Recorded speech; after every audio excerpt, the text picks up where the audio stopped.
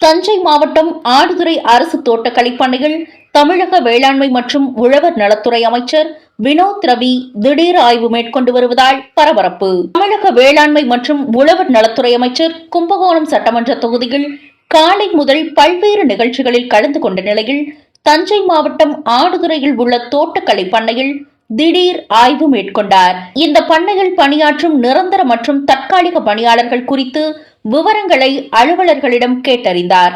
மேலும் அலுவலகத்தில் செயல்படுத்தப்படும் திட்டங்கள் குறித்தும் பணியாளர்களின் வருகை பதிவேடு குறித்தும் ஆய்வுகள் மேற்கொண்டார். மேலும் பண்ணையில் வைக்கப்பட்டுள்ள மரக்கன்றுகளின் இருப்பு மற்றும் விற்பனை செய்யப்பட்ட விவரங்கள் குறித்து கேட்டறிந்தார். அமைச்சரின் திடீர் வருகையால் பதறிப்போன ஊழியர்கள் அவசரமாக தோட்டக்கலை பண்ணையின் வாயில்களை சுத்தம் செய்து ஆவணங்களை எடுத்து வைத்தனர். மேலும் இங்கு தேவையான அடிப்படை வசதிகளை மேம்படுத்தவும் அமைச்சர் உத்தரவிட்டார்.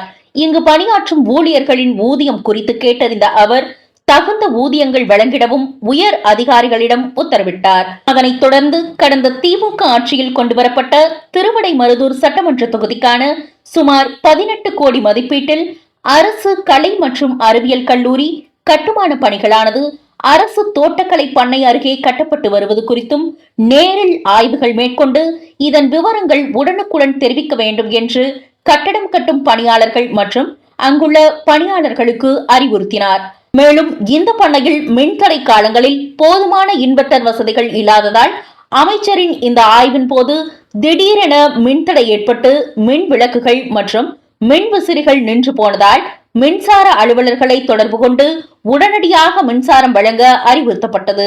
ஆடுதுறை அரசு தோட்டக்கலை பண்ணையில் தமிழக வேளாண்மை மற்றும் உழவர் நலத்துறை அமைச்சர் திடீர் ஆய்வு மேற்கொண்டதால் அதிகாரிகள் மற்றும் ஊழியர்கள் பரபரப்பாக காணப்பட்டனர்.